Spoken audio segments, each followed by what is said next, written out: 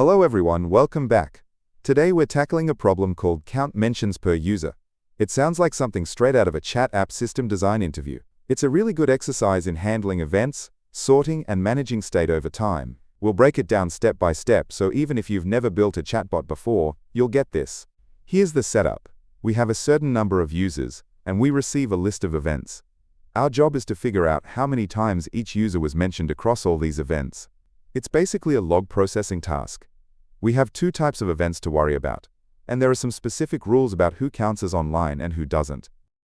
Let's look closer at the inputs. We get a list of events. A message event means someone tagged a group of people. This could be ALL, meaning every single user gets a mention. It could be here, which is tricky. It only counts users who are currently online. Or, it could be a string of specific IDs, like ID0, ID1, which mentions just those specific people. The second type of event is offline. This tells us a specific user disconnected. The rule is, they stay offline for exactly 60 time units, then automatically come back online. Now here is the most critical part of the problem logic. Order matters. Obviously, things happening at time 10 come before time 20. But what if two things happen at the exact same moment? The problem states that if a user goes offline at the same timestamp a message arrives, we must process the status change first. So the user is considered offline before the message is delivered. This is crucial for correctly counting the here mentions. Let's walk through an example to see this in action. We have two users. First, at time 10, a message mentions ID1 and ID0. Everyone starts online, so both get one mention count. Next, at time 11, user 0 goes offline. They will stay offline for 60 units, so they come back at time 11 plus 60, which is 71. Finally, at time 71, we get a yellow message. Now, does user 0 count? Yes, because they come back online at time 71. Since they are back, and user 1 never left, both are online, so both get a mention. Our final counts are 2 for each user. Just a quick heads up. We'll be walking through the solution using Python logic, as it's great for readability. But don't worry if that's not your main language. I'll be showing the full code for Java, C++, and JavaScript towards the end of the video, so stick around for that. So how do we solve this? The editorial calls this Playback After Sorting, and that's exactly what we'll do. First, we need to sort all our events. We sort primarily by time. But remember that tricky rule about simultaneous events? We need a secondary sorting key to make sure offline events appear before message events if they share the same timestamp.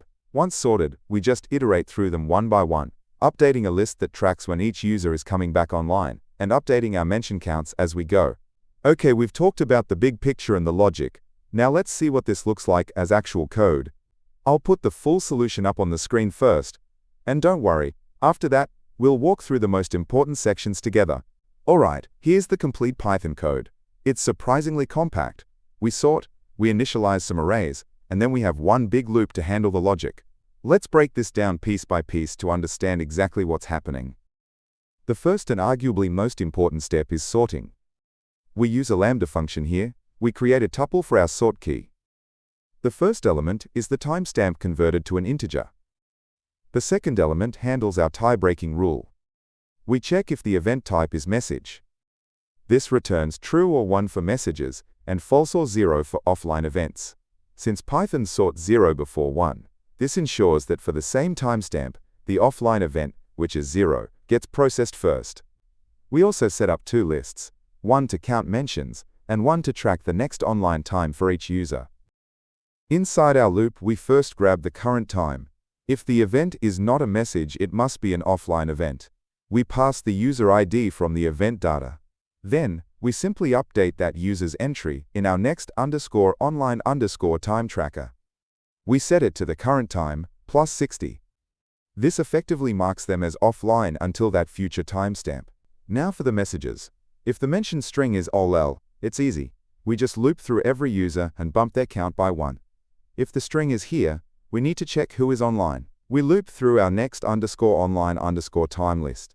A user is considered online if the time they are scheduled to be back, stored in variable t, is less than or equal to the current time. If that's true, they get a mention. Finally, we handle the case where specific users are tagged, like ID0 or ID5. We take the mention string and split it by spaces to get each token. Each token looks like the letters ID, followed by a number. So we slice the string starting from the third character, index 2, to ignore the ID part, convert the rest to an integer, and increment that specific user's count. Before we move on, let's double-check some edge cases.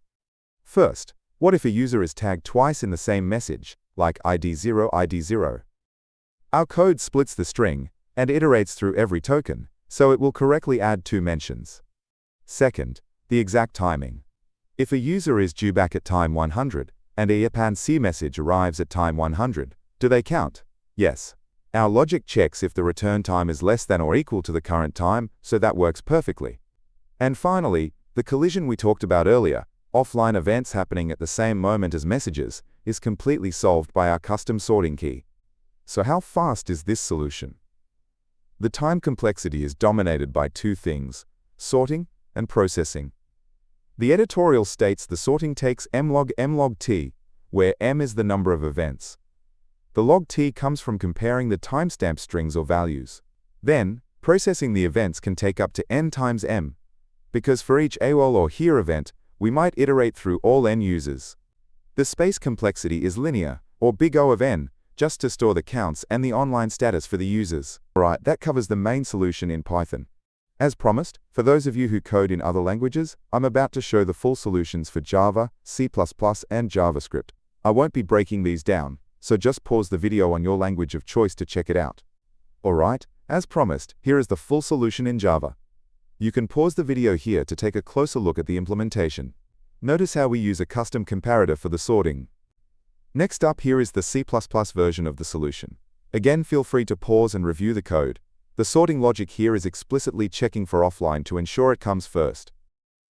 And finally, here is the solution in JavaScript. Hopefully seeing it in a few different languages helps solidify the concepts. So let's wrap it up. We learned that sorting is the secret weapon here.